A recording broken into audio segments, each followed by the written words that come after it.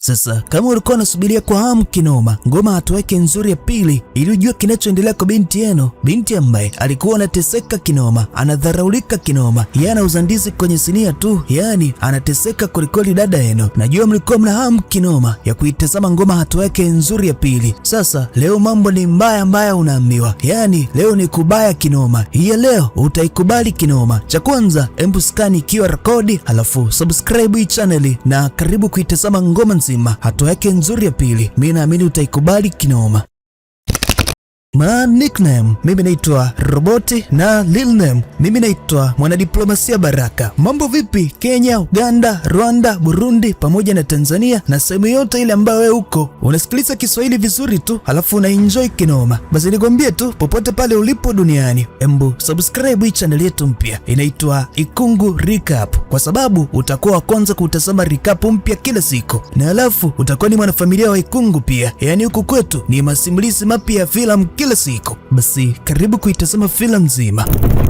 Ngoma hatua yake nzuri ya pili inafunguka tu, basi binti Ana anaendelea kupambana, anaendelea kumtunza baba yake, licha ya kwamba shangazi yake na binti hataki kabisa kumtunza baba yake na Ana, lakini binti Ana akawa anapambana, akawa anamjali kweli baba, licha ya kwamba baba hali yake ni mbaya kweli kweli, lakini binti anaendelea kumtunza baba tu. Mara ghafla shangazi yake Esther akawa anakuja, akawa anamwambia Ana, kwa hiyo akawa anajitia, unakimbia mwenyewe eti hautaki kuolewa na yule mzee, hautaki kuolewa na yule chifu eti. Ona sasa umesharudi, mimi nasema olewa tu na ule mzee ambaye tayari ameshanipa pesa. Lakini binti Ana akanamwambia shangazi Esther, ngoja nikwambie, mimi siwezi kabisa kuolewa na ule mzee, sawa manake kanizidi umri, na isitoshe mimi lazima niendelee kukaa hapa ndani ili niendelee kumtibia babangu. Shangazi Esther kanasema, sasa tutaona hizo pesa ambazo lazima mnunulie dawa baba yako, sijui utatoa wapi. Ndio maana mimi nilikuwa nasema uolewe na ule mzee alafu upate pesa za kumnunulia dawa baba yako. Lakini binti Ana yakana goma kabisa kwamba hapana, mimi siwezi kuolewa na ule mzee bwana, mzee mwenyewe mrumenda yule, mimi nitabaki hapa kumsaidia baba. Shangazi Esther akawa mkali huyo, akawa anasema kama hutaki kuolewa na ule mzee ambaye mimi nimekuchagulia, toka hapa ndani, toka hapa ndani, yani potea kabisa, yani hapa ndani sitaki nyunywinywi wala nyunywinywi, embu toka hapa, potea hapa ndani kudadeki.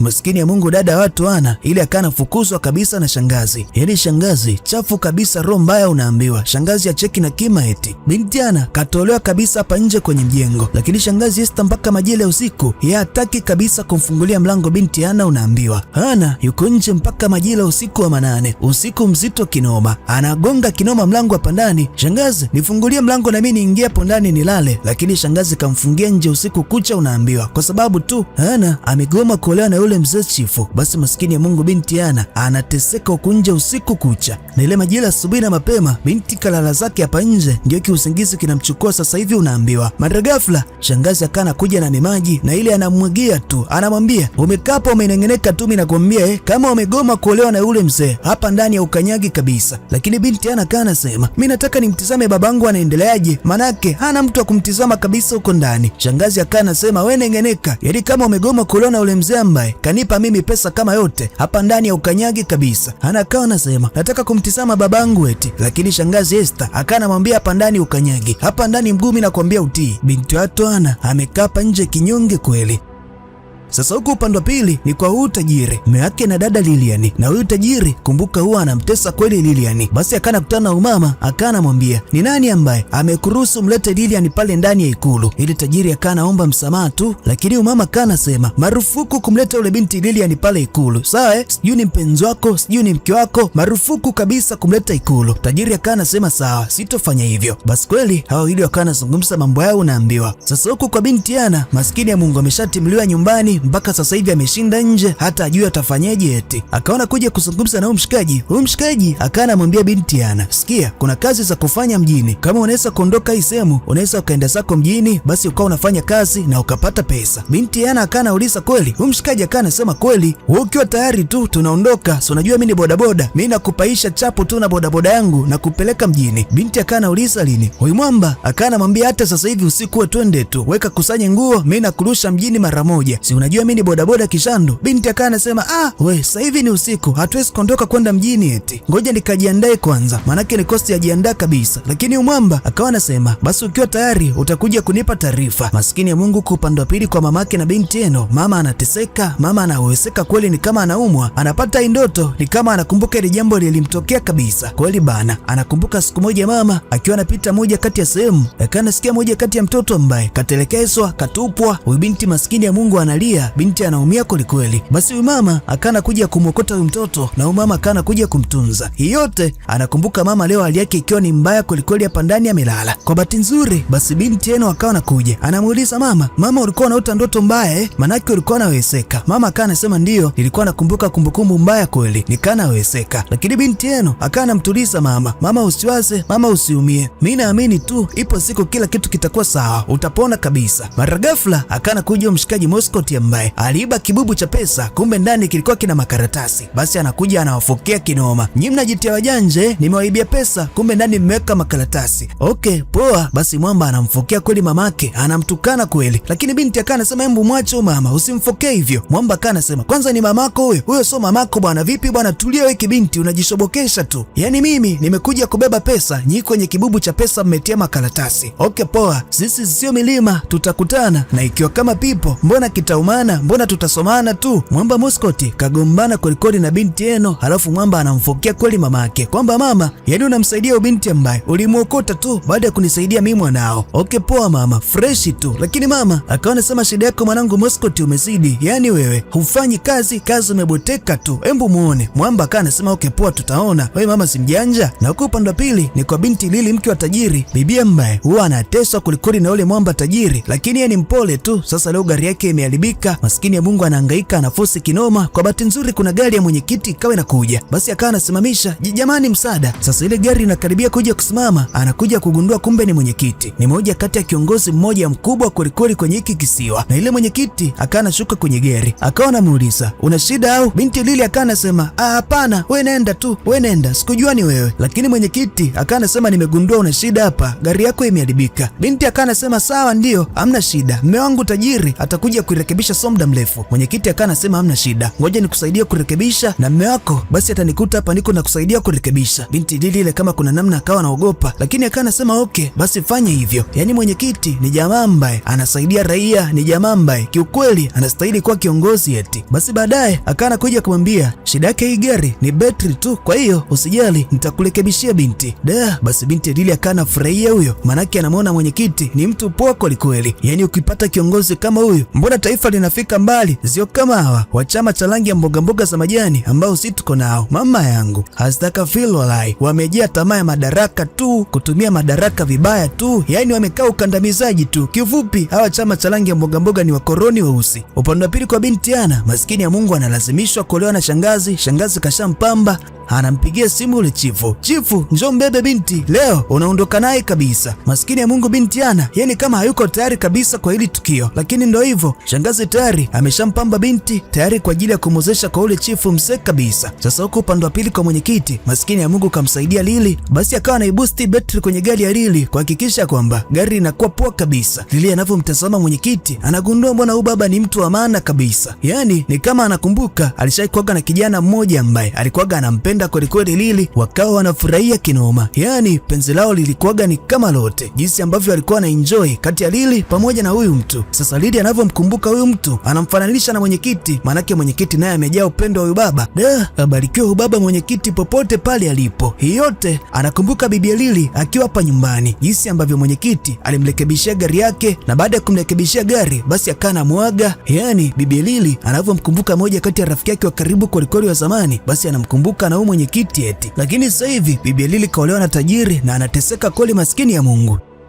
Sasa huko upande wa pili ni kwa shangazi yake na binti Ana. Mama yake na Eno akawa anakuja kwa shangazi yake, anamfokea huyo, hivi Esther, sijui Anita wewe una shida gani? Unataka kumwozesha ule binti Ana mdogo tu kwa moja kati ya limzee ambalo lijibaba umri huo eti. Una shida gani sijui Esther, sijui Anita? Anita akawa anasema mimi ninachoangalia ni pesa tu. Mama akawa anasema hapana, yani siwezi kuruhusu binti Ana eti aolewe na ule mzee. Mimi siwezi kukubali kabisa. Lakini shangazi Anita akawa anamwambia sikia mama yake na Eno, huwezi kupinga namna hiyo. Mimi nakwambia binti ataolewa tu. Labda naye mimi sio shangazi yake. Sasa na huko upande wa pili ndio kwa binti Ana pamoja na Eno. Sasa binti Ana ile anawaza tu, manake shangazi amesema lazima binti aolewe na ule mzee, lakini Eno akanamwambia sikia Ana usiwaze na wala usipagawe, wewe kubali tu kuolewa naye, alafu siku ya harusi tunapanga tukio, yaani tunapanga moja kati ya tukio la kihaini kwelikweli, tunaipindua hii ndoa. Wewe tulia, wewe kubali kuolewa naye, alafu siku ya harusi basi kama kawaida tunapanga tukio moja la kihaini hilo, yaani mpaka ule mzee tusahau maisha yake yote. Wakawa nakubaliana kweli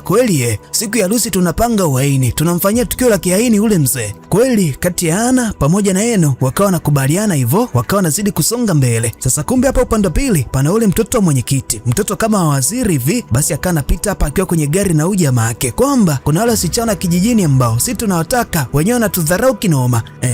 Alafu wale pale mbele familia, sasa si tuna simu hapa, alafu tuko live TikTok, twende tukawarekodi ili tuwaaibishe kwenye mtandao. Kweli mtoto wa mwenyekiti pamoja na huyo mshikaji wakawa namsogelea Ana pamoja na Eno, wanakuja kuambia tuko live hapa kupitia DJ Dula TV, lakini tuko live hapa kupitia E5 Beat, zela dosi kutwa mara 3, zela kupakia movie kila sekunde kama limepagawa hivi kuda deki. Sasa nyinyi wasichana mna tabia mbaya sana, leo tunawarekodi kwenye mtandao, tunataka kuionyesha jamii kwamba nyinyi mabinti mnadharau kweli. Binti Ana pamoja na Eno wakawa na shangaa tu, unamrekodi nani? Kamrekodi bibi yako huko, eti unanitepu? Mnamtepu nani? Kamrekodini wazazi wenu huko, hebu tokeni hapa. Yaani binti Ana pamoja na Eno hawataki kabisa unyonge, wanasema si hatutaki kurekodiwa hapa. Basi wasikaji wakawa wanasema nyinyi mna tabia mbaya, mabinti wakawa wanasema nyinyi ndiye ambao mna tabia mbaya, mlikuja kwetu mkaa mnasema mnahitaji kwenda kututumia, hususan wewe hapo mwenye mijolo yako imekaa kama mchicho wa bangi.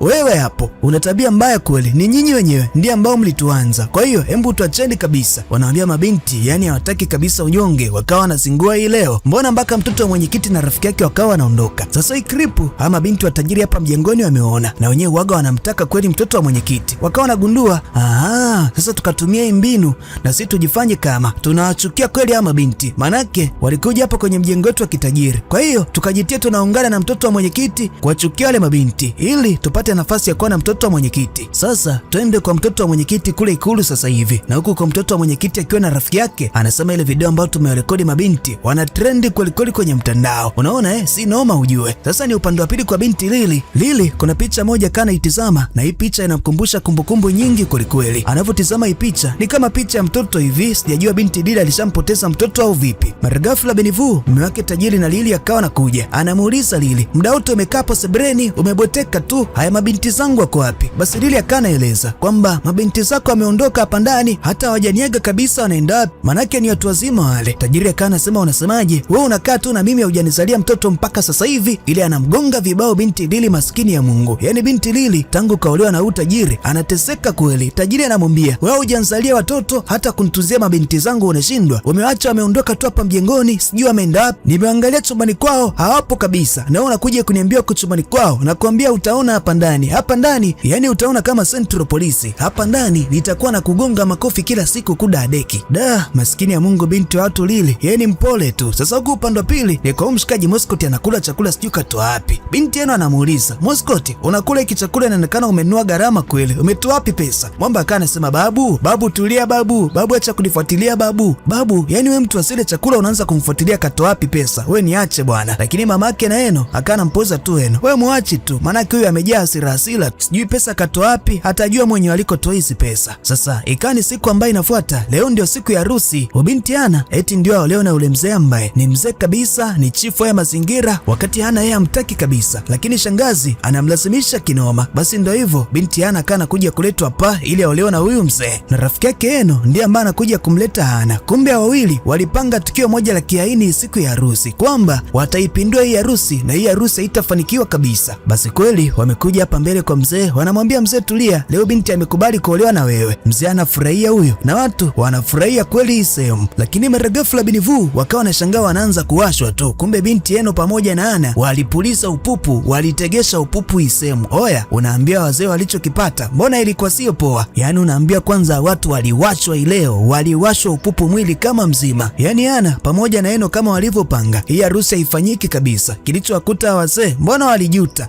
Mbona ilikuwa sio poa kweli? Wakawa wanafanikisha kupindua kabisa hii harusi. Ana pamoja na Eno wanacheka hao, wanafurahia hao. Anasema shangazi akome, Yesu alijitia anachukua pesa, anataka kuniozesha mimi. Sasa hivi kimeshamlamba sasa. Ana pamoja na Eno wanafurahia tu. Sasa shangazi yake Nana akana kuja kumkamata Ana siku ambayo inafuata. Anamgonga makofi huyo. Anasema yani, mimi nimekula pesa ya ule mzee, wewe umegoma kuolewa naye, umekuja kututegeshea upupu. Sasa binti Ana, nakwambia hapa umeakanyaga. Maskini ya Mungu Ana akawa anapigwa huyo. Shangazi anasema utakubali tu kuolewa na ule mzee, ngoja. Na huku mzee anakuja anamfokea kweli shangazi yake Nana. We mama, umekula pesa yangu, alafu siku ya kuja kumbeba binti yako ni muoe anakuja kunitegeshea upupu. We mama, anakuambia pesa yangu utalipa. Chifu anamfokea kweli shangazi yake Nana. Shangazi akawa anasema nitapambana, nitahakikisha kwamba binti Ana anakuja kuolewa na wewe. Nisameti, mimi nitaforce tu mpaka nitahakikisha ataolewa na wewe. Chifu akawa anasema mimi nataka niletoe ule binti Ana nyumbani au niletoe pesa yangu. Kumbe binti Ana anasikia pande hizi hapa. Shangazi akawa anasema nitapambana, basi nitamleta Ana nyumbani kwako. Ana akawa anasikia anasema kumbe hapa nyumbani sirudi. Shasikia. Sasa huko upande wa pili mamake na Moskoti anakuja kupigwa nao washikaji, wanakuja kumnyang'anya mpaka ndizi zake. Wanadai ya kwamba mtoto wake na mama Moskoti aliwaibia pesa hao washikaji. Yaani wanamwambia mama ataona. Sasa mama akana mkanya Moskoti, nasikia umeiba pesa za watu na wamesema ya kwamba nisiporudisha wataendelea kunifanya kitu kibaya. Mwamba Moskoti akawa anasema mimi sijui kama nilikuwa naiba, mimi ni mtu wa kazi, mimi nilikuwa nafanya kazi, mimi nimebeba tu pesa, basi sheria ifuate mkondo wake, mimi sijui. Mwamba Moskoti akawa anaondoka, unaambiwa. Lakini binti Eno akawa anampoza tu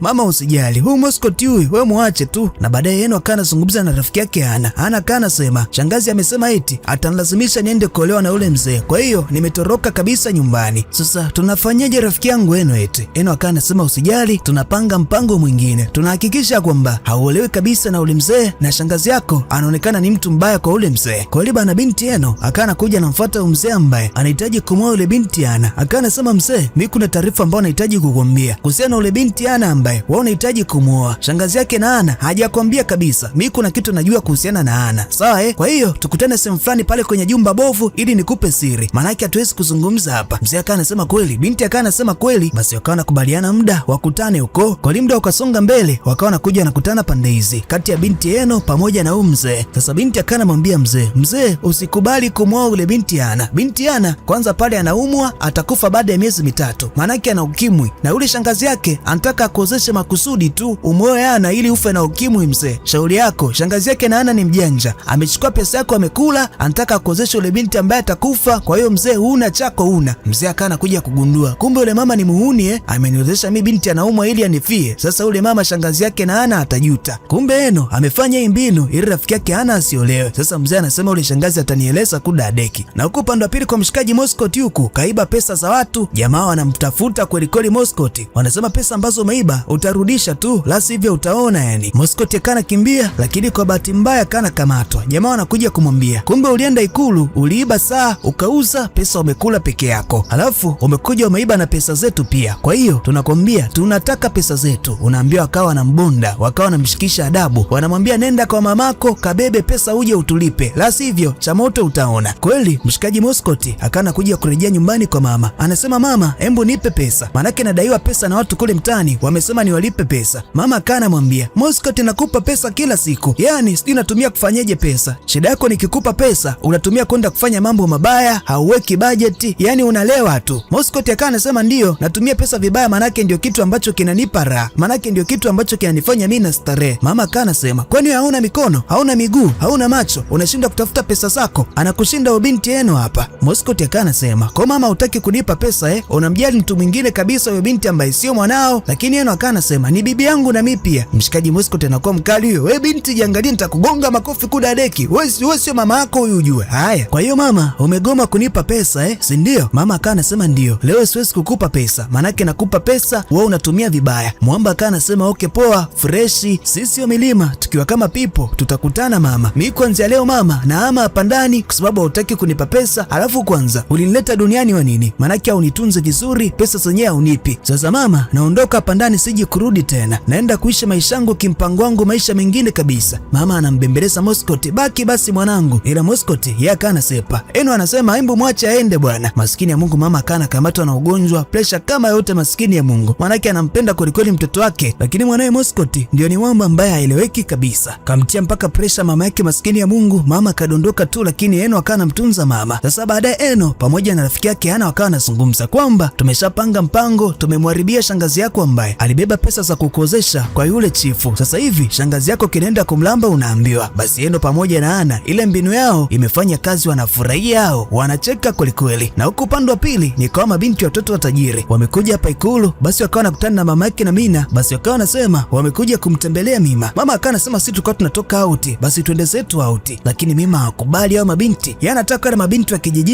na mabinti wa tajiri, mabinti wa mjini wenyewe anamtaka mtoto wa mwenyekiti, ila mtoto wa mwenyekiti hawapendi hao. Basi ndio hivyo, mama akawa anasema watoke kwa pamoja. Upande wa pili maskini ya Mungu kwa binti Eno, mama yake kule nyumbani ameshazima kabisa, amepoteza fahamu alivyokuwa anagombana na Moskoti. Sasa Eno anakuja kuazima pesa hapa kwenye kibanda kwa mama muuza duka kwamba atalipa. Mama akawa anasema pesa ya kukuazima mimi sina. Kwa bahati nzuri mwenyekiti akawa anapita, anamuona Eno amekaa kinyonge kwelikweli. Basi akawa anamuita, anamwambia Eno aingie kwenye gari. Leo kwa mara ya kwanza Eno akawa anajikuta anapanda kwenye ile Land Cruiser 300. Unaambiwa gari moja ya kifahari kweli, mara nyingi zinatumika na watu wa serikali. Leo binti Eno kapanda basi kwenye gari ya mwenyekiti na kana mueleza kwamba nimekaa kinyonge hivi kwa sababu mamangu anaumwa na hali yake ni mbaya kwelikweli, na hapa natafuta pesa ya kumpeleka hospitali. Basi mwenyekiti akawa anasema usijali kabisa, yaani huyu mwenyekiti ni mtu wa watu kwelikweli, waga akirejea hii sehemu anaisaidia kweli hii jamii. Yaani huyu mwenyekiti Mungu amweke kiongozi kama huyu, tukipata sisi hapa mbona taifa linafika mbali. Basi binti Eno akawa anafurahia huyo, manake kasaidiwa na mwenyekiti, na mwenyekiti basi akawa anakuja kumshusha binti Eno mpaka pande hizi. Sasa anavyomshusha hapa huyu mtoto wa mwenyekiti Mina akawa anaona, na mabinti wa tajiri basi wanamuona binti anashushwa kwenye hii gari, na mke wa mwenyekiti anamuona binti anashushwa kwenye gari. Mke wa mwenyekiti yeye anamchukiaga kweli Eno, na wale watoto wa mwenyekiti wanamchukia kweli Eno, na mabinti wa tajiri wamesema tu wanamchukia Eno ili wapate nafasi ya kuwa na mtoto wa mwenyekiti. Ile mtoto wa mwenyekiti akawa anamfuata Eno, anakuja kumwambia umepanda kwenye gari ya babangu, ulikuwa unatafuta nini? Binti akawa anasema ni babako ndiye ambaye kanipakia. Sawa kijana kwa hiyo wewe haikuhusu, babako ndio kanipakia kwenye gari yako, acha shobo na mimi. Mtoto wa mwenyekiti wakawa anasema binti utaona, yaani wanamgombesa kweli kweli Eno. Na huko mwenyekiti basi akawa anagombana na mke wake. Mke wake na mwenyekiti anamuuliza mwenyekiti, umempakia ule binti kwenye gari? Binti wa maskini tu unakuja kumpakia kwenye gari za Ikulu. Mwenyekiti akawa anasema kwani kuna ubaya gani? Hawa ndio walipa kodi ya gari zote hizi, misafara yote hii wao ndio wanalipa